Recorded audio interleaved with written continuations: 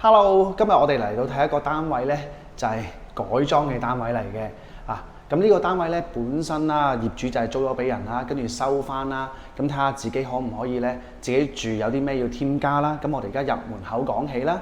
咁啊入門口咧，其實咧我哋見到全屋嘅嗰啲地磚咧都係幾靚嘅。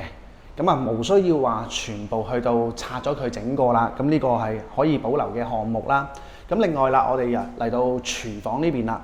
廚房咧，其實所有設備啊，佢都係完善嘅。咁廚櫃方面咧，雖然話啦，唔係新裝修嘅廚櫃啦，咁但係佢個廚櫃咧都仍然係保留得好好嘅，即係唔會話啲木有發霉啊，台面會爛啊，或者一啲木嘅飾面會爛啊咁樣。咁所以全部都可以係保留翻嘅，咁就保留翻咗個廚房啦。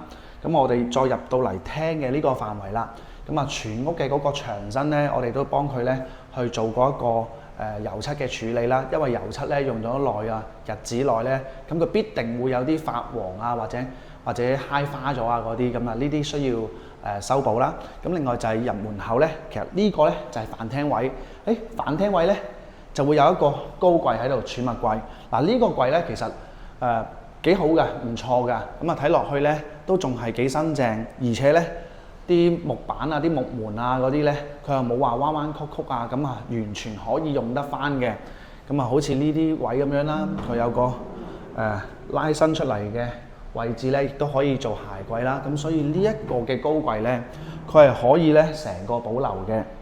咁另外就係啦，到呢邊啦，呢邊咧係連接住個客廳嘅嗰個電視機位嘅成幅牆啦。我哋會做咗一個咧矮櫃。呢個矮櫃咧，平時呢度可以俾佢擺下一啲雜物啊，儲物空間都多嘅。咁中間咧對住個通道位，將個飯廳同個客廳隔開嘅呢個分隔線呢度咧，我哋做咗個高身嘅飾櫃。呢個高身嘅飾櫃咧，我哋見到啦，有好多嘅格數啦，咁可以擺到唔同嘅嘢啦，可以 display 出嚟啦。入邊我哋亦都係加咗左右會有燈帶啦。打翻光佢入面嘅物品啦，咁啊展示出嚟咧係唔錯嘅。咁另外呢邊電視機咧，電視機下邊咧，我哋做咗一個咧矮櫃。呢個矮櫃咧，佢個顏色方面咧都係同呢邊嘅櫃啊係一樣，都係用咗一啲木嘅顏色啦，同埋白色啦，咁啊襯翻成個空間嘅嗰個色調啦，同埋用木嘅顏色咧，亦都係比較柔和同埋自然啦。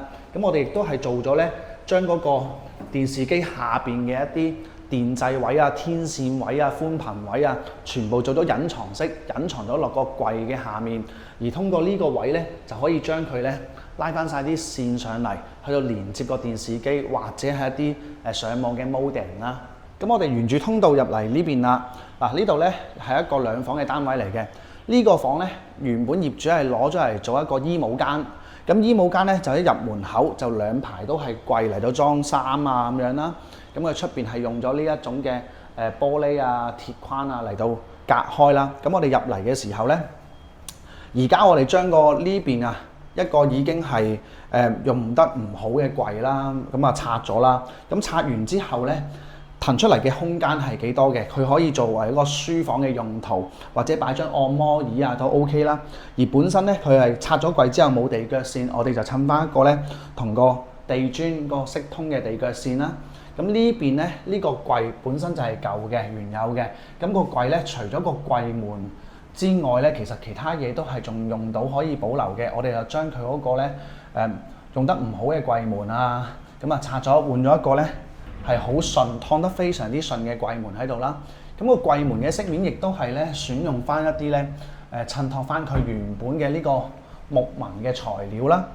同時間我哋喺窗台咧會做咗一個窗台櫃俾佢啦，作為一個台面嘅用途啦，同埋咧可以整埋個櫃桶俾佢儲物啦。而洗手間方面咧，其實就成個都冇喐過嘅，咁就保留咗落嚟嘅。因為洗手間入面都係個設備方面咧，都係仲用到，而且係冇穿冇爛咁樣啦。而呢個洗手間嘅佈局咧，亦都係非常之完美嘅。好多屋企咧，如果有翻咁上下 size 嘅洗手間咧，可以做到呢個佈局嘅話咧，係用起上嚟最舒服㗎。一入門口，左手面咧就係一個洗手盤嘅位置啦，咁可以擺埋鏡櫃啊，作為一個儲物空間啊。咁直望咧就會係馬桶啦。而最埋邊嘅話咧，就係一個淋浴區，或者你可以裝個浴缸都 OK 嘅。咁呢一個佈局咧，就係洗手間嚟講咧，平時我哋民居最實用嘅洗手間嚟㗎啦。咁我哋而家入到嚟呢度咧，就係主人房啦。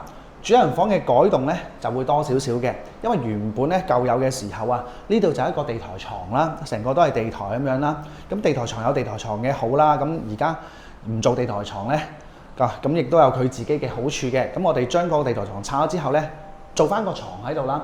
而呢個床咧嘅顏色咧，我哋都係襯翻嗰個地下嘅顏色啦、地磚嘅顏色啦、成個房間嘅顏色去配搭過啦。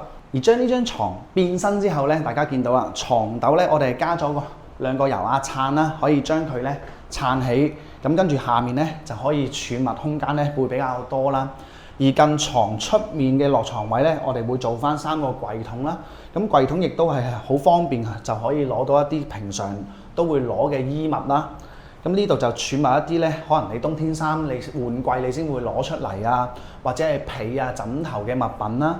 咁呢邊咧床尾咧，我哋冇做到個床尾櫃啦，因為按照客人嘅需求啊，佢要留條通道行過嚟呢個窗台位呢度嘅，咁所以就留咗個通道俾佢啦。同時間係望落去咧，又冇咁局促啦，可以個視野寬闊啲啦。咁另外就係啦，窗台位啦，窗台位我哋專登做咗個木嘅飾面喺度嘅。咁呢個木嘅飾面咧，其實襯翻張床同埋咧襯翻個衣櫃嘅話咧，成個空間嘅一體化嘅感覺咧就會強烈啲嘅。咁另外呢邊咧就做咗個衣櫃同埋一個書台嘅組合啦。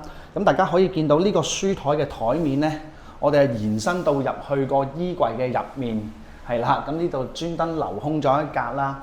咁呢一格入面咧，我哋亦都係做咗一個咧可以開關嘅燈掣啦。咁入邊係裝咗燈帶啦，嗱，一開一關，咁啊好方便，佢又可以儲到物，又可以做到個燈光嘅氣氛效果啦。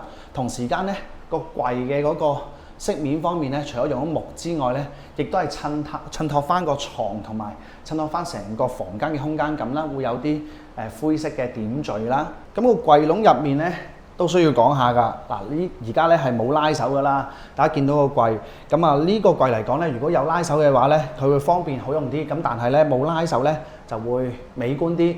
咁啊權衡利弊之下咧，我哋選擇咗一個冇拉手嘅設計啦。咁用咗撳彈門嘅形式啦。咁就可以打開個櫃門啦。咁個櫃門一樣啦，就係同我哋咧就會做咗個拉直器喺度嘅，咁令到啲櫃門咧係可以更加襟用耐用啦。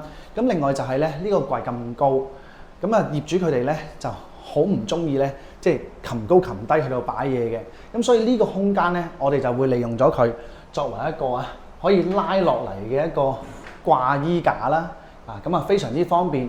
當你要掛衫嘅時候，你原地企喺度，你可以拉佢落嚟，掛完衫咧，你就擺翻上去，可以利用到咧上面嘅空間。而呢個衣櫃嘅下面咧，我哋就會留咗係俾佢擺下啲被啊、枕頭啊嗰個位啦。因為有好多嘅衣櫃咧，就中意喺上面擺枕頭同埋被噶嘛，咁就成日都要擒高擒低啊嘛。咁我哋呢次咧就係調翻轉，將啲難搞嗰啲咧擺咗下面，咁就免除咗擒高擒低啦。咁另外啦，呢個衣櫃咧，埋邊呢度咧都仲有一個位係好得意嘅。嗱，呢個位啦，咁我哋呢個位啦係做咩用咧？就係符合業主嘅嗰個需要啦，佢會有個夾萬要放嘅。咁我哋會做咗一個活動嘅櫃啦。呢個櫃咧係可以俾佢擺到夾萬之餘啦。咁業主亦都話唔驚個夾萬咧係俾人搬走嘅。咁所以咧擺喺一個活動嘅可以喐嘅櫃入面咧係最符合到佢嘅用途啦。咁啊唔用嘅時候咧就可以咧將佢推返埋去。而我哋都考慮到夾萬嘅重量，我哋喺呢個櫃咧下面咧亦都係做咗一啲咧承重能力比較高嘅滑輪啦。咁等佢可以咧拉出拉入嘅時候咧都非常之順暢嘅。咁好啦，今日我哋呢個改裝嘅家居咧就參觀完畢啦。咁大家如果對家居上面有啲咩需要裝修啊，或者有啲咩可以保留唔保留嘅嘢咧，大家都可以透過呢個 WhatsApp 咧嚟到問我哋㗎。今日嘅影片咧到呢度啦，拜拜。